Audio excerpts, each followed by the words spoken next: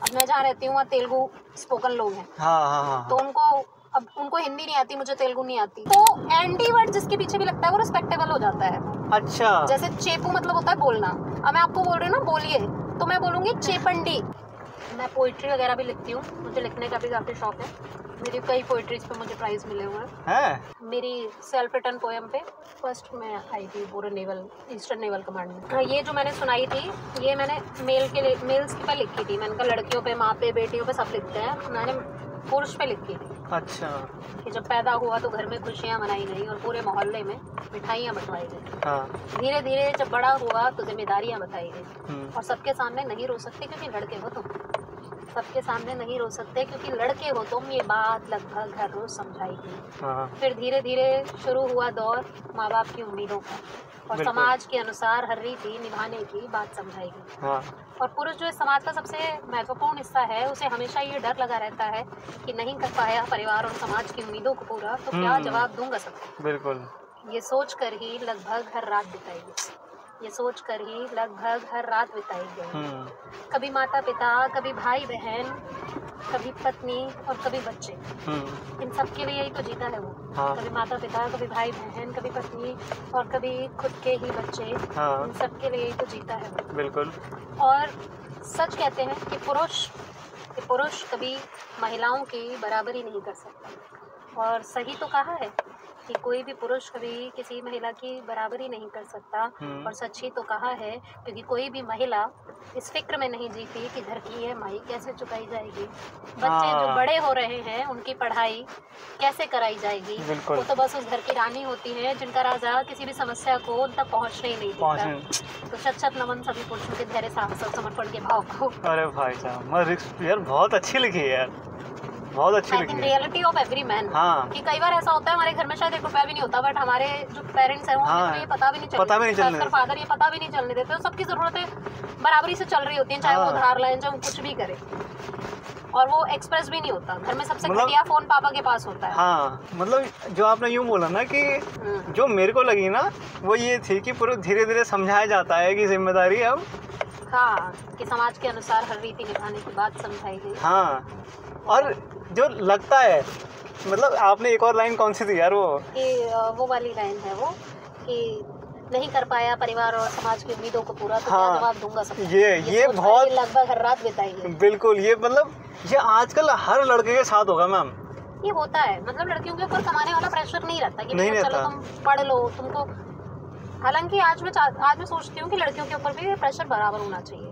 हम जब gender equality की बात करते हैं तो भैया हमको कंट्रीब्यूशन भी इक्वालिटी में करना चाहिए ना। क्या बोलेगा समाज इस चीज़ से बहुत लड़के जूझ रहे हैं। बिल्कुल कि वो जिम्मेदारी नहीं निभा पाया मैं, जो मतलब निभानी चाहिए थी। आप किसमें काम करते हो? मैं सेंट्रल गवर्नमेंट जॉब है मेरा। मैं केवी टीचर हूँ। अच्छा, टीचर हो? हाँ जी, केवी में। वाह। और मेरी डॉटर की क्लास में मैं 2 क्लासेस लेती हूँ। अच्छा, तो कैसे रहता है फिर कि मेरी तो मम्मी है, क्या ही कोई मिले मेरा कोई पर? सबसे ज़्यादा मेरे को डांटती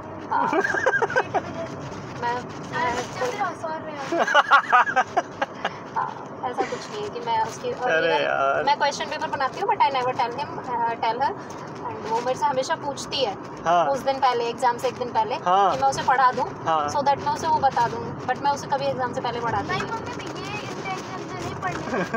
मैं संस्कृत की टीचर हूँ बाय द वे। अच्छा, अरे वाह यार, तो आपको तो आ गई होगी संस्कृत अच्छे से? हाँ, अच्छे से आती है मुझे संस्कृत। नहीं, उनको थोड़ी बहुत आती है। शी नो, आपने प्लेज सुनी है, India's my country and all Indians are my brothers. हाँ। शी नो इन संस्कृत हैं? आरवी का एक बार बोल के था तो फेमस हो जाएगी। भारत अस्माकं देशः वयं सर्वे भारतीय परस्परं भ्रातरः भगिनीश्च अस्माकं देशः प्राणिभ्योऽपि प्रियतरः अस्य समृद्धो विविध संस्कृतो च वयं गौरवम् अनुभवामः। ओ भाई साहब, पक्का आपने आप बोलते होंगे मम्मी मेरे को कोई क्वेश्चन बता दो, एक तो बता दो मम्मी। एक भी ऐसे भी नहीं बोलते आप? नहीं, फिर क्या हो रहा रहेगा डिफरेंस चीटर और मेरे में।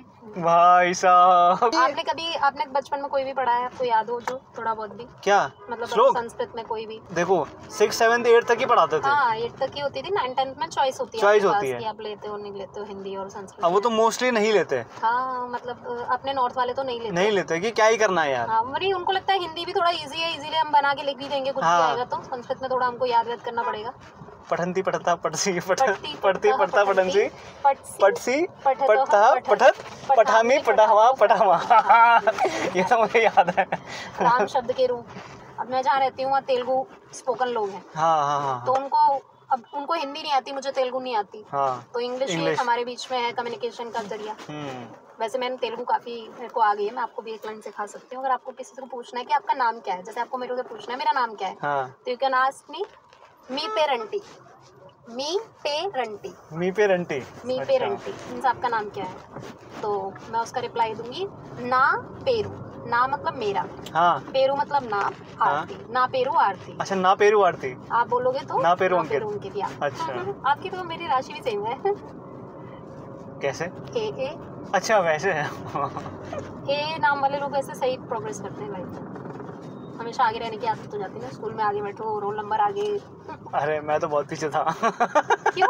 ए नाम के लोग बहुत सारे थे आपकी क्लास में। मतलब ऐसे नहीं बोल सकते कि मैं बहुत ब्रिलियंट था, एवरेज थोड़ा ऊपर। और मतलब मेरा बेसिकली ये था कि मैं स्पोर्ट्स में ज़्यादा था। अच्छा। तो पढ़ाई में से मैं थोड़ा अब उसको कहीं ना कहीं एक चीज़ तो थोड़ा लैगिंग होती है। मेरे को हमेशा चैलेंजिंग चीज़ें अच्छी लगती है। मतलब मेरे को ये रहता था क्लास में कोई भी बच्चा मेरे से ज़्यादा जवाब नहीं देना चाहिए, चाहे उसके लिए तुमको रात दिन पढ़ना पड़े। बट कोई भी बच्चा क्लास में तुमसे ज़्यादा आंसर नहीं करना चाहिए। आप भी ऐसी हो? आपके दांत टेढ़े मेढ़े कैसे हो गए भाई? वो तो अपने आप हो गए।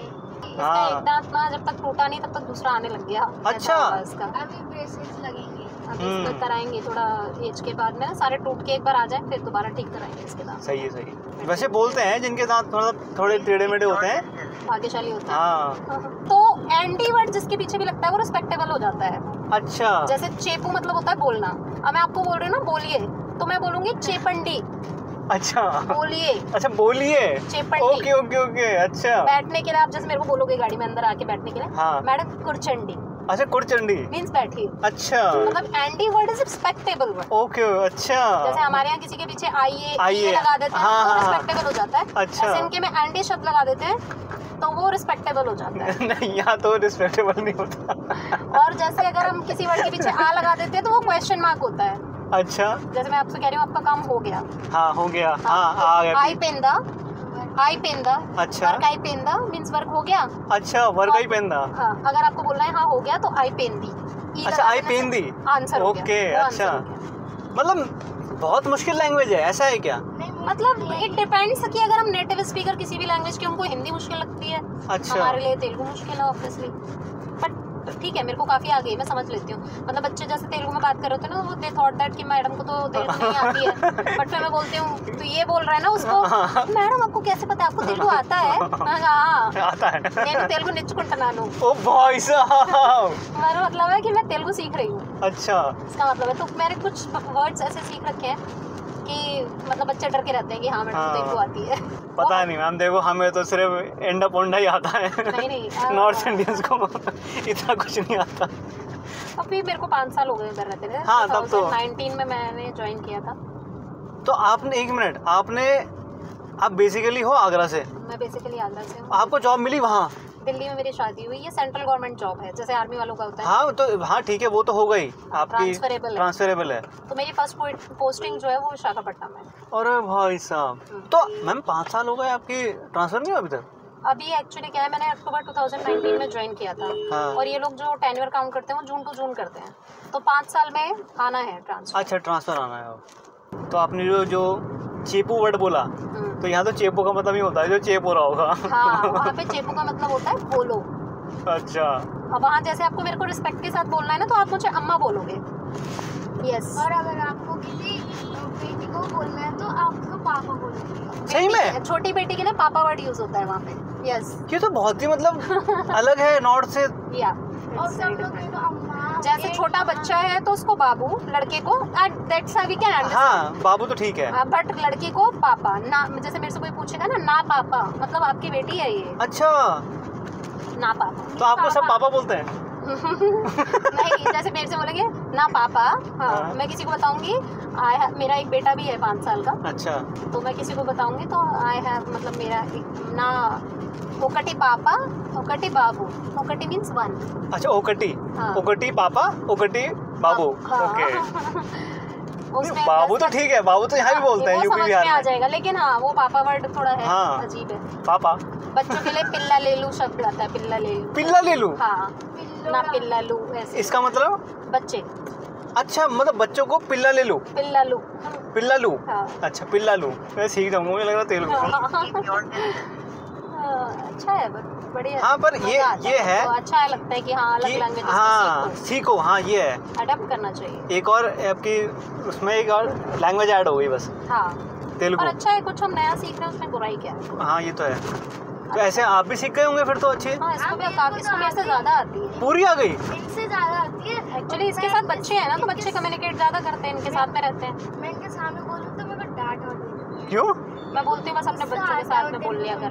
अच्छा, मैं क्लास में सुन के पक जाती हूँ बच्चों की चक्कर में, तो घर में तो मत अब कर। मुझे मजा आता है तेलुगु बोलने में। है और क्या? सही है यार आप लोगों का। तो आपको तेलुगु आ गई, तेलुगु आपको आती है, संस्कृत हिंदी आती है, संस्कृत आती है, वाह, इंग्लिश भी आती है, वाह, 4 लैंग्वेज है। हाँ, और आप? भाषाओं और में मुझे कमांड है। थोड़ी थोड़ी जापानीज भी आती है? थोड़ी पर कल्चर से बहुत वो अपने जुड़े हुए हैं ना। बहुत बहुत बहुत कल्चरल हैं वो लोग। वहाँ पे आपको कपड़ों से आप किसी को पहचान नहीं सकते, आपको सब एक जैसे दिखेंगे। वाइट वाइट वो, और महिलाएं भी सारी मतलब साड़ी वगैरह, गजरा उनका कंपलसरी होगा। अच्छा, और वो जो गजरा लगाते हैं ना वो हाँ। भगवान पे चढ़ाते हैं सुबह। अच्छा, पहले भगवान पे चढ़ाने के बाद में दिल पुट इन देयर हेयर, क्योंकि वो ओह। फेंकना नहीं चाहते उसको। हाँ, अच्छा अच्छा, और अच्छा। अपने बालों में लगा लेते हैं, जो भी भगवान को जो फूल चढ़ाते हैं। हम्म, तो हमारे यहाँ जो टीचर्स हैं उनके यहाँ 200 भगवान जी हैं, मतलब उनको 2-3 घंटे डेली पूजा करने में लगते हैं। और भाई डेली वो लोग रंगोली बनाते हैं, जहाँ पे उनकी तुलसा जी होती है वहाँ पे रंगोली बनती अच्छा। है। घर के बाहर डेली रंगोली बनती है, पूजा के बाहर डेली रंगोली बनती है। तो उनको काफ़ी टाइम लगता है, सब मतलब प्रॉपर रिचुअल से रहते हैं। हमारे जैसे पंडित वगैरह नॉनवेज वगैरह खा लेते हैं, वहाँ नहीं है, वहाँ पंडित प्रॉपर रूल फॉलो करते हैं। हम लोगों को देख के कोई नहीं कहेगा, जैसे आपने तो लगा रखा है टीका। वहाँ पे नहीं, मैं निकलते हुए लगाता ही हूँ। अच्छा, वहाँ पे आपको सारे जो ब्राह्मण है ना टीका लगा होगा उनको सबको। अच्छा, सुबह सुबह, और बड़ा अच्छे से टीका लगाते हैं वो 2-3 तरह का। मेरे को देख के तो बोलते हैं मैडम आपने, आप पंडित जैसा नहीं लगता है मैडम। पंडित जैसा नहीं लगता है। मैंने कहा क्यों? मैडम आप टीका नहीं लगाता है। बस एक्चुअली जब हमारे देश पे भी आक्रमण हुए तो साउथ पे कभी भी नहीं हुआ। हाँ, साउथ पे जो जिसने करने की भी कोशिश की वो हमेशा डिक्लाइन हुआ। तो वहाँ का कल्चर नहीं गया। वहाँ का कल्चर उतना डिस्ट्रॉय नहीं कर पाए लोग। इवन दे थॉट दैट कि north Indians are destroying their culture. तो ऐसा सोचते हैं, मतलब उनका ऐसा मानना है। कहीं तक सही भी है उनका मानना, क्योंकि आउटसाइडर जो है, चाहे दिल्ली को भी आप ले लो, दिल्ली को जो ज़्यादा गंदा करने वाले लोग हैं वो आउटसाइडर्स हैं। हाँ, बिल्कुल। संस्कृत इतनी सभ्रांत भाषा होते हुए उसके पतन का यही कारण है, क्योंकि प्रयोग की भाषा नहीं है। प्रयोग की भाषा नहीं है। हाँ, प्रयोग की भाषा नहीं है। अब मैं आपसे संस्कृत में बात करूँ आपको समझ ही नहीं आएगा। सही बात है। अब मैं भी परसों ही वृंदावन में था, तो वहाँ पर मेरे को एक मिले, मेरे साथ बैठ रखे थे, तो उनके साथ वीडियो भी बनाई मैंने। तो उन्होंने कहा कि भगवान शिव ने जब डमरू बजाया था तो वहाँ से संस्कृत का उत्पन्न। बिल्कुल, मैं आपको पूरी बताती हूँ इसके पीछे का रीज़न, और मैं इसके पीछे का कुछ लोग भी सुनाती हूँ। हाँ, वो है मृत्वावसाने नटराज राजो ननादिदकाम नव पंचवारम। कि जब शिव जी ने 9 और 5 यानी 14, हाँ, 9 और 5 14, हाँ, जब डमरू बजाया तो 14 माहेश्वर सूत्र निकले। इनको कहते हैं महेश्वर सूत्र। अच्छा। हाँ, उनके नाम बता देती हूँ आपको। अयोडा रिल रिक अयोम अयोच अयवेरट लड़ यम मडनम जब गड़दष्ट कप चटता चटतव कपया शस्तर हल। ये 14 वर्ण है। इनसे हमारी जो देवनागरी लिपि बोलते हैं ना, दैट इज देवनागरी लिपि। ये जो 14 निकले थे, ये क्या निकले थे? जैसे जब 14 बार आप इनकी वर्ड्स को सुनो, अ इ उ न। अच्छा, हाँ, तो जब लग रहा है ना कि जैसे कोई डमरू बज रहा है, उसकी ध्वनि है डंग। अच्छा, तो 14 बार भगवान शिव ने डमरू बजाया, उससे 14। लिख ले। अच्छा, और फिर पूरी संस्कृत इसी से बनी। पूरी संस्कृत भाषा के मतलब पाणिनि ने जो अपनी वो बनाई है हाँ, ना, पाणिनि जी, पाणिनि ने जो अपनी हाँ। व्याकरण शास्त्र जो बनाया है, जो हाँ। पहला व्याकरण का ग्रंथ माना जाता है, उसमें जो 6000 सूत्र हैं वो इन्हीं 14 वर्णों से निकले हैं। जैसे मैं आपको एक सिंपल सा एक एग्जांपल देती हूँ। जैसे एक संधि है हमारी, यण संधि, हाँ। ठीक है, हिंदी में भी होती है, तो उसका सूत्र है इको यणचि। अच्छा। तो जैसे मैंने आपको बताया अ ई उड़ रेल रेक, अ ई उड़, ठीक है। तो अब जो हमारे ये जो इक प्रत्याहार आ रहा है ना, ई से का तक, इसके बीच के जो भी वर्ण है वो संधि में यूज होते हैं। अच्छा, होते होंगे पर वेरी मैजिकल थिंग। पर मेरे आपको पता है सिर्फ ये 4 वर्ण है, इक और यण, ठीक है। इसके अंदर पूरी डेफिनेशन जो 4-5 लाइन की है ना, वो पूरी डिफाइन हो जाती है सिर्फ 4 वर्ड्स में। It's a very short language. But मेरे पूरे सर के ऊपर से निकल रही है। आपको पता है ये सब? नहीं, इसको नहीं पता, अभी इस लेवल पे पहुंची नहीं है। तो आपने संस्कृत में पीएचडी वगैरह कर रखी है क्या मैडम? मेरी एमफिल है संस्कृत ओ भाई साहब, तभी तो एमफिल है मेरा संस्कृत में। अभी डीआर लगा नहीं? डीआर नहीं लगा, एमफिल के बाद इंटीग्रेटेड था, बट तभी मेरी एमफिल में शादी हुई थी, तो फिर तो थीसिस नहीं लिखी फिर? नहीं, थीसिस एमफिल में भी हमको थीसिस लिखनी पड़ती है। मेरी 250 पेजेस की थीसिस है। तो फिर डॉक्टरेट बनने में क्या है फिर, मतलब इसके आगे का स्टेप? उसके बाद क्या होता है, एमफिल के साथ ही इंटीग्रेटेड होता है पीएचडी कोर्स भी। अच्छा। आप चाहो तो एमफिल की डिग्री लेके निकल जाओ, आप चाहो तो उसी को कंटिन्यू कर सकते हो। जैसे एमफिल में ऑलरेडी हमने टॉपिक चूज कर लिया होता है, तो वही टॉपिक हम आगे कंटिन्यू कर सकते हैं। अच्छा। जैसे मेरा एमफिल का टॉपिक था याज्ञवल्क्य स्मृति और मनुस्मृति में प्राप्त प्रशासनिक व्यवस्था का तुलनात्मक अध्ययन। और भाई साहब, यानी उन दोनों का जो एडमिनिस्ट्रेटिव सिस्टम था, मनुस्मृति सुना ही होगा आपने, मनुस्मृति तो सुना है। याज्ञवल्क्य स्मृति याज्ञवल्क्य ऋषि द्वारा लिखी गई थी, मनुस्मृति मनु द्वारा लिखी गई थी। तो दोनों में अपनी अपनी दंड व्यवस्थाएं हैं, दोनों में अपनी अपनी राजनयिक व्यवस्थाएं हैं, कैसे राजा राज करते थे, उनका दंड क्या प्रावधान होता था। तो उन दोनों को कंपैरेटिव उनकी स्टडी और आज के परिप्रेक्ष्य में, मतलब आज हम उनसे क्या चीजें सीख सकते हैं, वो था मेरा जो थीसिस का टॉपिक था। भाई साहब, मतलब लैंग्वेज, वो भाई नॉलेज कितनी वास्ट है।